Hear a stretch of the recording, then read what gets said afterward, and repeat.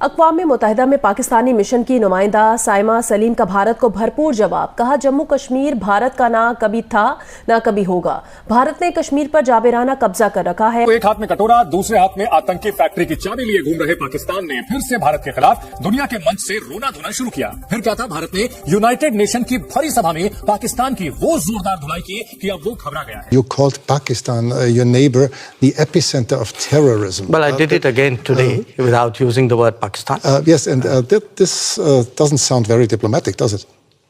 No, because you are a diplomat doesn't mean you're untruthful. I could use much harsher words than epicenter.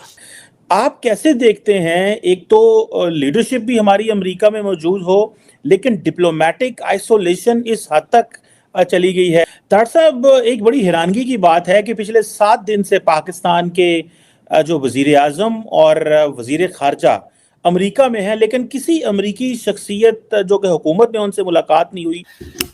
Pakistan Bharat का जो ताल्लुकात हैं बड़े complex हैं, और इसमें ये कहना कि पाकिस्तान ले तो लाल से काम ले रहा है, या हम भारत के साथ अमन नहीं चाहते, या हम ताल्लुकात को ख़राब रखना चाहते हैं, मेरे ख्याल में ये ज़्यादती है एक लिहाज से। दिल चाहता बंदा नहर में कूद के मर जाए, कभी कभी दिल चाहता टावर से गिर के मर जाए, कभी कभी रक्षा चलाते जा रहे रक्षा ही मार दें किसी के अंदर। इतने आवाज़ार हो गए हैं।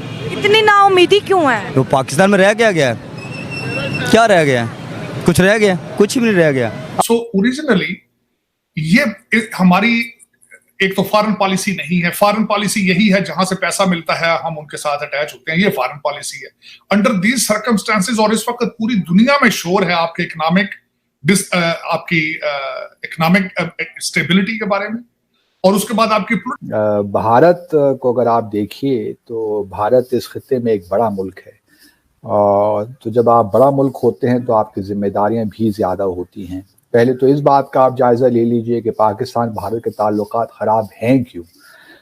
अगर 1948 से आप ऑनवर्ड्स, या 47 से, अक्टूबर 47 से ले लीजिए, तो जम्मू और कश्मीर एक वाहिद तनाज़ा है जो उस वक्त हमें नज़र आता है, लेकिन पिछले 75-76 सालों में बहुत से और भी इश्यूज ऐड हो गए हैं इस हमारे बायलैटरल रिलेशनशिप में, जो इरिटेंट्स कह लीजिए, आप इश्यूज कह लीजिए, लेकिन बुनियादी जो नुक्ता है या डिस्प्यूट है वो जम्मू और कश्मीर ही का है। उसी की वजह से हमने 48 में भी जंग लड़ी, फिर उसके बाद 65 में भी हमने जंग लड़ी। तो ये तमाम जितनी भी हमारी म्यूचुअल अदावत है या हॉस्टिलिटी है, उसका शख्साना जम्मू और कश्मीर ही है।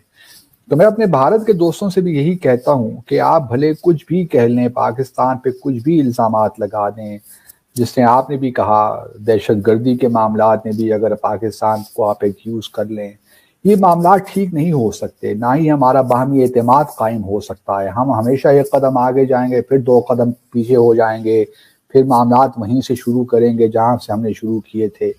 तो बेहतर यही है कि भारत जो है वो पाकिस्तान के साथ संजीदगी के साथ बैठे अक्रॉस द टेबल, और जम्मू और कश्मीर के तनाज़े को कश्मीरियों की सियासी उमंगों के मुताबिक हल करने की कोशिश करे। वरना ये रिलेशनशिप जिस तरह मैं देखता हूँ, मेरी जो असेसमेंट है उसके मुताबिक ये आगे बढ़ नहीं सकता, जो कुछ भी आप कर लें उसमें। अब ये कहना कि पाकिस्तान नहीं करना चाहता या भारत नहीं करना चाहता, मेरा व्यू पॉइंट ये है कि वक्त आ गया है कि अगर हमने, जिस तरह आपने कहा कनेक्टिविटी पाकिस्तान नहीं देता भारत को, उसकी वजूहात हैं कि हम क्यों नहीं भारत को एक्सेस देते अफगानिस्तान पे। जब म्यूचुअल हॉस्टिलिटी होती है, बाहमी एतमाद नहीं होता। मिसाल के तौर पर आपको मैं मिसाल दूं कि अगर एक ट्रक या कंटेनर सामान लेकर आ रहा है, भारत का एक्सपोर्ट जा रही है थ्रू पाकिस्तान वागा के थ्रू, और वो लाहौर से आते आते पेशावर पहुंचती है, और खुदा न खास्ता इस दौरान उस कंटेनर के साथ कुछ हो जाता है, कोई कत्ल हो जाता है, कोई बॉम्ब एक्सप्लोड हो जाता है, कोई एक्सीडेंट हो जाता है, कुछ और चीज़ हो जाती है, तो उसके रिपरकशंस क्या होंगे आप भी जानते हो, मैं भी जानता हूँ। तो जब तक एक म्यूचुअल ट्रस्ट कायम नहीं होता, उस वक्त तक इस किस्म की जो चीज़ें हैं, कनेक्टिविटी की, रीजन इंटीग्रेशन की, ये सारे हमारी ख्वाहिशात तो हो सकती हैं, लेकिन उनको आप इम्प्लीमेंट नहीं कर सकते। नुक्ता ये है कि क्या भारत संजीदा है जम्मू और कश्मीर के तनाज़े को हल करने के लिए? अगर आप मुझसे मेरी ईमानदारी की, ऑनेस्टी से पूछें, तो मुझे नहीं लगता कि भारत संजीदा है। वो चाहता है कि जम्मू और कश्मीर को अपनी टर्म्स पे वो ریزالو کرے. اور اس سے ہم نے دیکھا 5 اگست 2019 کو بھارت نے یونائٹڈ نیشنز کی قراردادوں کے خلاف، شملہ ایگریمنٹ کے خلاف، لاہور ڈکلیریشن کے خلاف، آپ کچھ بھی اٹھا کے دیکھ لیجئے، اس کی خلاف ورزی کرتے ہوئے جو اقدامات اس نے لیے وہ بالکل غیر ضروری تھے ایک حساب سے. اور اگر بھارت کو اب بھی یہ ایک ایروگنس یا ہوبرس ہے اور اعتماد ہے کہ وہ جموں اور کشمیر کے معاملات کو اس طرح ٹھیک کر لے گا، تو دیکھتے ہیں. آئیے تو اب کشمیری خود بتائیں گے کہ انہوں نے آیا ایکسیپٹ کیا کہ نہیں کیا، اور وہ اپنی جدوجہد کو کس طرح آگے لے کر جانا چاہتے ہیں.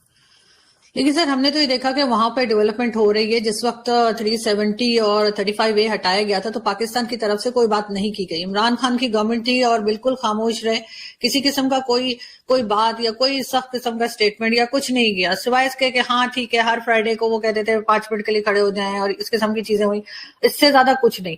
ساتھ ساتھ جو ہمارے آرمی چیف تھے پہلے باجوہ صاحب، انہوں نے بھی کہا کہ ہم 10 سے 20 سال کے لیے جو ہے یہ کشمیر ایشو کو سائڈ پہ رکھ دیں اور اس کے بعد بھارت سے باقی چیزوں میں بات کریں، چاہے وہ ٹریڈ ہو یا کچھ بھی.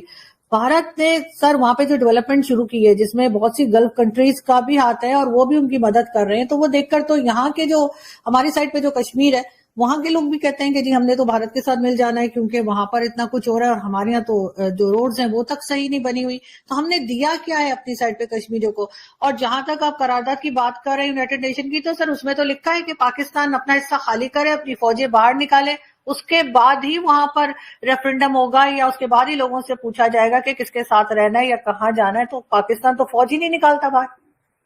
اچھا، آپ نے 2 سوال کیے.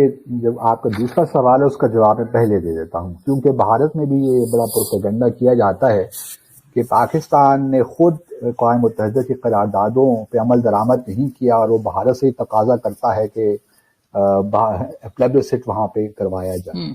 دیکھیے، جس قرارداد کا آپ ریفرنس دے رہی ہیں یہ 13 اگست 1948 کی قرارداد ہے، United nations commission for India and Pakistan. یہ یاد رہے کہ یونائٹڈ نیشن سیکیورٹی کونسل کی قرارداد نہیں ہے، یہ United nations commission for India and Pakistan UNCIP کی قرارداد ہے 13 اگست 1948 کی. اس میں بالکل آپ ٹھیک فرما رہی ہیں کہ یہ کہا گیا تھا کہ پاکستان آزاد جموں اور کشمیر سے اپنی فوجوں کو اور جو بھی ٹرائبلز وہاں تھے ان کو وہاں سے وڈرا کرے.